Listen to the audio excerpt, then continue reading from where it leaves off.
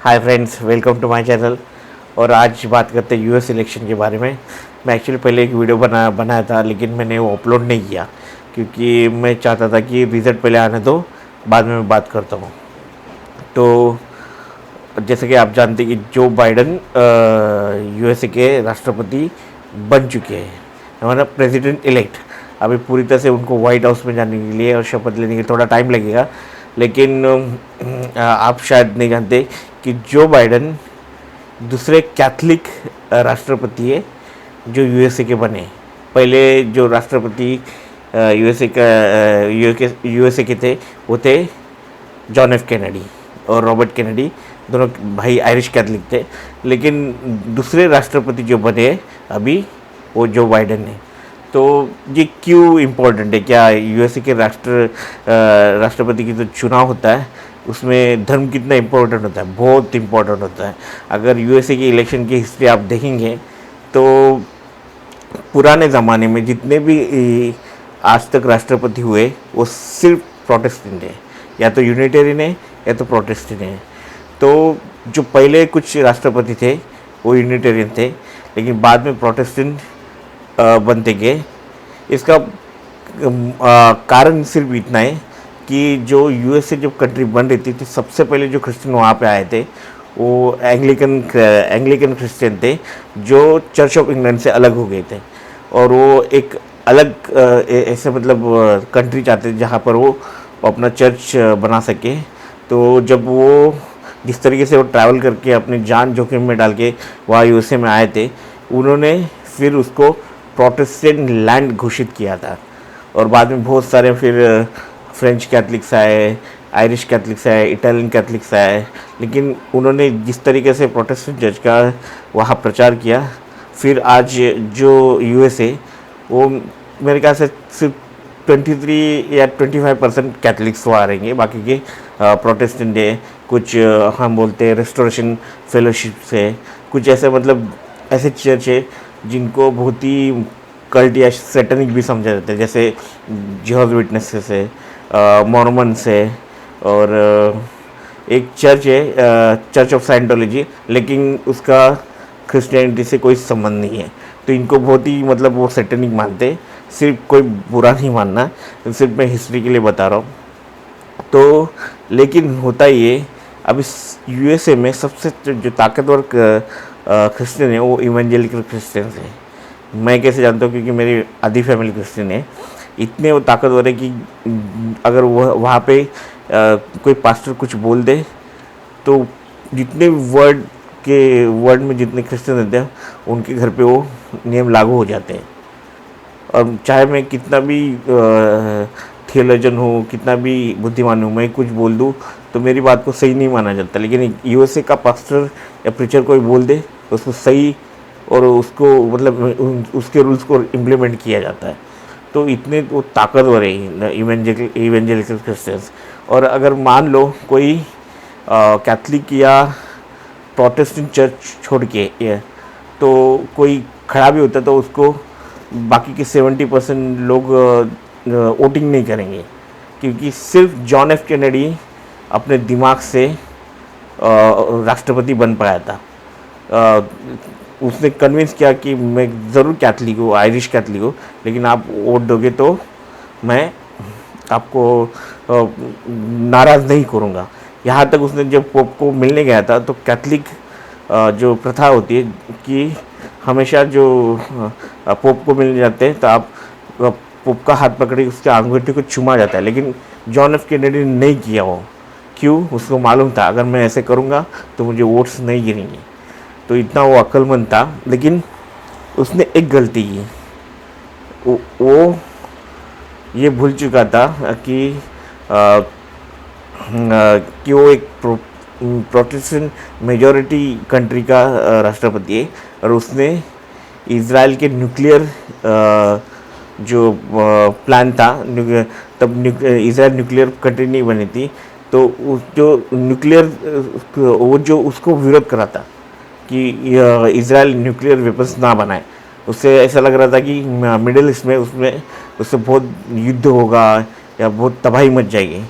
तो obviously John F Kennedy को, Robert Kennedy को, दोनों को जो मारा, जो इसराइल का मोसाद और इसमें CIA, शायद अमेरिकन रिपब्लिकन और डेमोक्रेट भी शामिल होंगे, लेकिन आज तक वो ऐसा एक्टिंग कर रहे हैं कि ये अनसॉल्व मिस्ट्री है, मतलब ये ऐसे मर्डर है जिसको अभी तक सॉल्व नहीं किया जा सका, लेकिन ये सब एक्टिंग है। एक्चुअली उन्होंने खुद के राष्ट्रपति को मार डाला, क्योंकि जितने भी मेजॉरिटी वहाँ पे लोग रहते हैं वो इज़राइल का समर्थन करते हैं। इज़राइल हमारा भी मित्र राष्ट्र है। अगर आप इज़राइल एंटी इज़राइली कोई भी या इज़राइल के खिलाफ जाओगे तो आपको वो नहीं छोड़ेंगे। तो ऑब्वियसली जॉन एफ कैनेडी और रॉबर्ट कैनेडी को मारने के पीछे मोसाद और CIA, FBI का हाथ हो सकता है, लेकिन वो आज तक उसको कोई साबित नहीं कर सका। तो इसको सिर्फ कॉन्स्पिरेसी थ्योरी समझा जाता है। लेकिन आज USA का दूसरा राष्ट्रपति है जो कैथलिक है और राष्ट्रपति बन चुका है। मतलब अभी तक वाइट हाउस में जाने में टाइम है, और मुझे नहीं लगता कि राष्ट्रपति ट्रम्प ने जो केसेस वगैरह किए वो कुछ उसका होगा। तो मैं जो बाइडन को यही बोलूँगा, कॉन्ग्रेचुलेशंस। तो मुझे कुछ फ़र्क नहीं पड़ता है कि कौन बाइडन बनते या ट्रम्प बनते। लेकिन पिछली बार हम पूरी तरह से इन्वॉल्व हो गए थे। क्यों?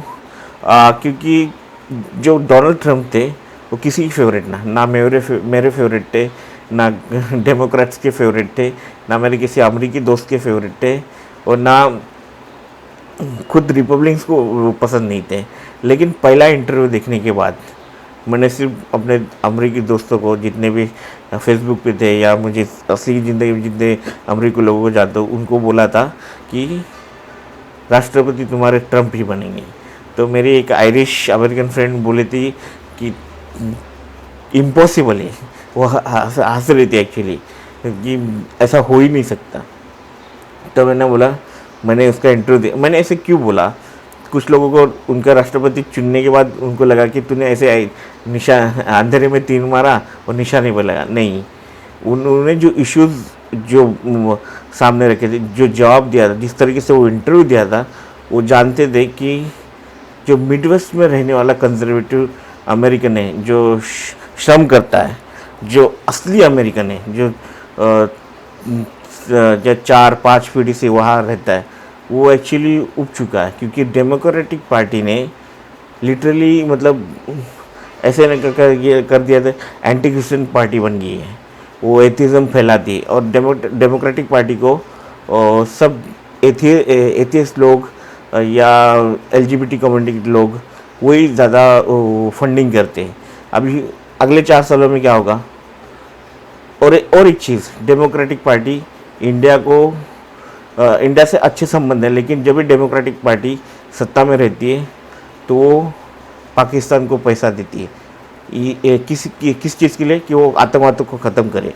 लेकिन पाकिस्तान वो पैसा हमारे खिलाफ यूज़ करता है। इसलिए मैं डेमोक्रेटिक पार्टी के खिलाफ हूँ। डेमोक्रेटिक पार्टी जो है वो इमिग्रेशन चालू करेगी, मतलब कहीं से भी, अरब से या इंडिया से, पाकिस्तान से, वो इमिग्रेशन चालू होगा। इमिग्रेशन क्यों किया जाता है? तो मैंने सोचा, मैंने थोड़ा स्टडी किया, तो कुछ दिनों से देख रहा है कि ज़्यादातर इंडियन लोग टेक्सास जाते हैं। पहले न्यू जर्सी जाते थे, लेकिन अभी टेक्सास मिडवेस्ट में जाते हैं। तो क्यों? क्योंकि वहाँ के जो रेड काउंटीज़ है, वहाँ इमिग्रेशन होने से धीरे धीरे ब्लू बनते जा रहे हैं, मतलब डेमोक्रेटिक बनते जा रहे हैं। क्योंकि मिडवेस्ट में पूरा रिपब्लिकन पार्टी का ही राज है। जितना भी मिडवेस्ट है ना, सिर्फ न्यू जर्सी, न्यूयॉर्क और जो न्यू इंग्लैंड के कुछ स्टेट है और कैलिफोर्निया, यहीं पे जहाँ पे लोक संख्या बहुत ज़्यादा है, वो डेमोक्रेटिक पार्टी का राज है। लेकिन मिडवेस्ट में पूरी रिपब्लिकन पार्टी है। जो 12 स्विंग स्टेट्स है, वो तो कहीं पे मतलब वोटिंग करती है, वो बता नहीं सकते। तो उनको ज़रूरी है कि जो मिडवेस्ट में जो जितने भी ये रेड स्टेट है, उनको खासकर टेक्सास बहुत बड़ी से और वहाँ का इलेक्ट्रल वोट ज़्यादा है, तो उनको उसको हासिल करना चाहती है। अगर हिस्ट्री देखेंगे तो एक ज़माने में जब राष्ट्रपति अब्राहम लिंकन थे तो डेमोक्रेटिक पार्टी स्लेवरी को सपोर्ट करती थी और वो समझती थी कि जो अफ्रीकन लोग हैं वो गोरे लोगों के समान नहीं है, वो नीचे दर्जे के लोग हैं और उनको गुलामी बने रहना चाहिए। वो लिटरली उन पे मतलब जानवरों के जैसा सलूक करते थे एक ज़माने में। लेकिन अब्राहम लिंकन जो रिपब्लिकन थे और जो आज यूएस से जानते हैं उसके दो हिस्से हो गए थे, एक सदर्न और नॉर्दर्न। और नॉर्दर्न जो था उसका नेतृत्व कर रहे थे अब्राहम लिंकन और जो सदर्न है वो डेमोक्रेटिक पार्टी ऑब्वियसली। लेकिन अब्राहम लिंकन ने जो मतलब गृह युद्ध किया था और उसमें वो जीत गए और उन्होंने स्लेवरी को ख़त्म कर दिया एक तरीके से। बहुत उसके बाद भी बहुत सारे जैसे मार्टिन लूथर को हत्या हुई, बहुत सारे वो बात अभी। लेकिन आज जो वहाँ के अफ्रीकन कम्युनिटी है वो रिपब्लिकन पार्टी को अपना दुश्मन मानती है। तो इतना मतलब डेमोक्रेटिक पार्टी एक्टिंग कर रही कि वो मतलब रिपब्लिकन पार्टी रेसिस्ट है और डेमोक्रेटिक रेसिस्ट नहीं है। तो ऑब्वियसली डेमोक्रेटिक पार्टी एक्टिंग कर रही है। तो डेमोक्रेटिक पार्टी ने पिछली बार जो मतलब इलेक्शन हुआ था ट्रम्प जीते थे, तो भले आज जो बाइडन इलेक्शन जीते हो, लेकिन उन्होंने एक बात ध्यान में रखनी चाहिए, राष्ट्रपति ट्रम्प पॉपुलर नहीं थे, किसी को पसंद नहीं, किसी को मतलब खुद रिपब्लिकन को पसंद नहीं थे, डेमोक्रेट को पसंद नहीं थे, किसी को पसंद नहीं। जिन्होंने वोट भी दिया ना उनको भी पसंद नहीं। वो गुस्सा क्या था वो उनको समझना चाहिए, नहीं तो ये नहीं समझ पाए तो अगले 4 साल बाद फिर से रिपब्लिकन पार्टी सत्ता में आ जाएगी। और जो अगला जो रिपब्लिकन कैंडिडेट मेरे ख्याल से हो सकता है, अगर मेरा अंदाज़ा गलत नहीं जाए तो रॉक ही होगा वहाँ, राइट। WWE का जो रेसलर है द रॉक, वो हो सकता है कि इलेक्शन के लिए मतलब उसने बोला कि वो इलेक्शन करना, वो राष्ट्रपति के पद के लिए जाना चाहता है। लेकिन देखा जा सकता है मतलब, लेकिन कोई तो भी स्ट्रांग होगा। लेकिन जिस तरीके से डेमोक्रेटिक पार्टी ने हिंसा का इस्तेमाल किया था पिछली बार, वो देखने लायक था। और जिस तरह से उन्हें मातम मनाया था, बहुत मज़ा आ गया। एक्चुअली हम उसको हारते हुए देखना चाहते, क्योंकि जो ओबामा है वो लिटरली मतलब लोगों को मतलब इतना पॉपुलर हो चुका था, इंडिया में भी इतना पॉपुलर हो चुका था कि लोग उसको मतलब बहुत बड़ा कोई सुपर हीरो आ गया ऐसा लग रहा था जब वो इलेक्शन लड़ रहा था। यहाँ तक मेरे पिताजी जो एक्चुअली क्रिश्चियन नहीं बोलते, अरे ये जीसस वापस आ गया, बोलते जीसस हैज़ कम बैक।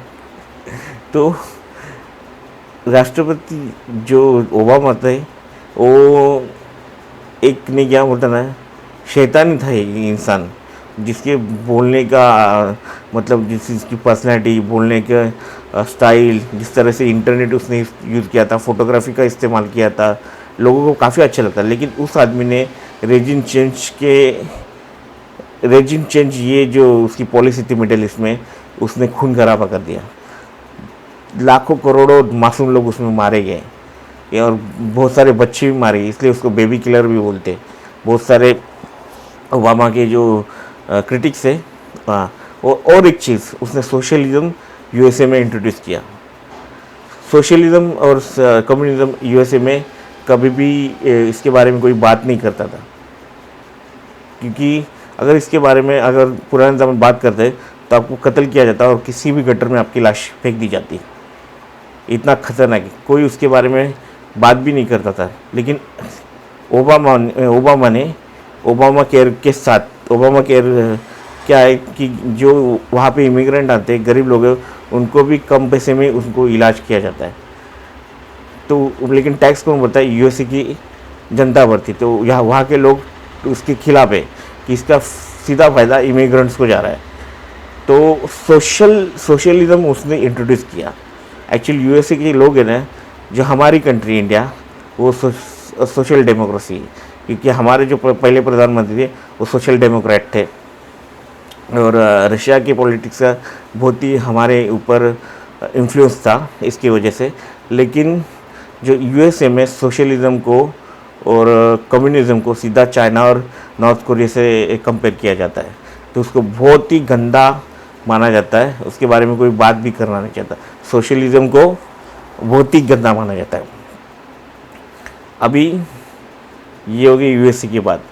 लेकिन हमें इंडिया को, जहाँ पे मतलब हमेशा इलेक्शन होता है तो राष्ट्रपति ट्रम्प के लिए मंदिर बांधे जाते हैं, या कोई भी इलेक्शन का मतलब कोई भी राष्ट्रपति जी आता है तो उसको मतलब उसके लिए पूजा रखी जाती है। और कोई इंडियन मुल्क का रहेगा तो मतलब बहुत मतलब लोग खुश होते हैं। हमें बिल्कुल खुश होना चाहिए। कमला हैरिस भले उसकी माँ तमिल हो, लेकिन हमें उसके लिए खुश नहीं होना चाहिए, क्योंकि वो अमेरिकी है। आपको के मतलब खैरात में पैसा नहीं बांटने वाली है, या आपको सबको मतलब यूएसए का ग्रीन कार्ड नहीं देने वाली है। तो वहाँ पे कोई भी इंडियन सक्सेसफुल होता है, वह उस हमारे कंट्री को उसको कोई फ़ायदा नहीं है। तो जब भी कोई इंडियन आता है, अरे इंडियन मुल्क ये वो है, मराठी आदमी ये बन गया वो बन गया, कुछ फ़ायदा नहीं है।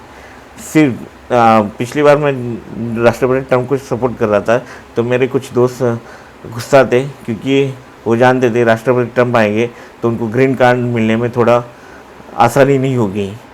और वो सिर्फ ये जो वहाँ पे इंडियन लोग रहते, वो सिर्फ ग्रीन कार्ड के बारे में और अमेरिकन ड्रीम में विश्वास रखने वाले हैं। वो इस कंट्री के बारे में नहीं सोचते। लेकिन मैं इस कंट्री में रहता हूँ, जो भी राष्ट्रपति बनता है यूएसए का, वो मेरे कंट्री के खिलाफ ना जाए, ये मेरी कोशिश रहती है। और प्रॉब्लम है, इससे पहले जितने भी राष्ट्रपति हुए वो दोस्ती ऊपर ऊपर से रखते थे, लेकिन पैसा तो पाकिस्तान को देते थे। अभी होगा वही। अगर पिछली बार अगर हिलरी जीत जाती तो ऑब्वियसली वो भी यही करती, वो पाकिस्तान को पैसा देती। और मेरे ख्याल से जो बाइडन कुछ अच्छा नहीं करने वाला, मेरे ख्याल से वो भी पैसा देने वाला है पाकिस्तान को, आतंकवाद के नाम पे, कि आप आतंकवाद ख़त्म करो, हमको फाइनेंशियली हेल्प करते हैं। तो देखते हैं, और ये हमारे लिए प्रॉब्लम होने वाला है। तो हमारी जो डेमोक्रेटिक, इसके बावजूद हमारे मेजॉरिटी लोग मालूम नहीं क्यों डेमोक्रेटिक पार्टी को सपोर्ट करते हैं। और हमारे जो रिश्ते रिपब्लिकन पार्टी के साथ इससे पहले अच्छे नहीं थे, लेकिन राष्ट्रपति ट्रम्प के आने की वजह से रिपब्लिकन पार्टी के साथ हमारे रिश्ते अच्छे हो गए। तो आगे भी रिपब्लिकन पार्टी के साथ हमारे रिश्ते अच्छे होने चाहिए। और तो जितने भी लोग हैं इंडियन, जब भी सवाल आता है ना यूएसए के चुनाव का, तो हम सिर्फ हमारी कंट्री के बारे में सोचना चाहिए। जो लोग अमेरिका में लाइफ बिताना चाहते हैं, अमेरिकन ड्रीम जीना चाहते हैं, ग्रीन कार्ड चाहते हैं, उनको उनका अमेरिकन ड्रीम मुबारक। लेकिन हमें सिर्फ अपने कंट्री के बारे में सोचना चाहिए। जो बाइडन आए या ट्रम्प आए, उससे कुछ फ़र्क नहीं पड़ता। हमें फ़र्क पड़ता है कि हमारे खिलाफ जो इससे पहले जितने भी राष्ट्रपति, उन्होंने पीठ में खंजर खोचा, इंडिया को हमेशा धोखा दिया। सिर्फ हमारी जो फ्रेंड कंट्री कौन है जो हमेशा हमारे साथ ईमानदार, रशिया, इज़राइल, ईरान। और अगर ईरान के साथ कोई युद्ध चालू हो जाता है जो बाइडन के आने की वजह से, तो हमें उसका विरोध करना चाहिए, क्योंकि फिर अगर वहाँ युद्ध चालू होता है तो हमारे लिए बहुत प्रॉब्लम हो जाएगा। पेट्रोल महंगा हो जाएगा, सब महंगा हो जाएगी। तो और हमेशा अभी डेमोक्रेटिक पार्टी आगे सत्ता में, तो वो तो शांत बैठने वाले नहीं। तो हमें युद्ध का हमेशा विरोध करना चाहिए। तो हमेशा उससे ज़्यादा अरब कंट्री में हमला कर रहना है, तो अरब मरने, अरब में कुछ सब आतंकवादी है, ऐसा नहीं है। सब आतंक, उससे वहाँ भी अच्छे लोग रहते हैं। तो हमें उसका हमेशा विरोध करना चाहिए। और हमें हमेशा अपनी ही कंट्री का, हम इंडियन हैं, हम अमेरिकी नहीं हैं। मैं अमेरिकी ड्रीम में विश्वास नहीं रखता हूँ। कल मैं अमेरिका चला गया, मान लो मैं ग्रीन कार्ड लेता हूँ, फिर भी मैं इसी कंट्री के साथ ईमानदार रहने वाला, जो मेरी अपनी कंट्री है इंडिया। ओके, बात समझ में आई? तो जो भी हो, हमें जिसके साथ दोस्ताना रिलेशनशिप रखना है, लेकिन जो हमारे खिलाफ जाएगा उससे फिर आपको मालूम है क्या। तो मेरा वीडियो कैसा लगा ज़रूर बताना, लाइक शेयर सब्सक्राइब। और ये जो चैनल है फ्री है, बिल्कुल फ्री में आप सब्सक्राइब कर सकते हो। बेल आइकॉन ज़रूर दबाना। मैं मिलता हूँ अगले वीडियो में। बाय।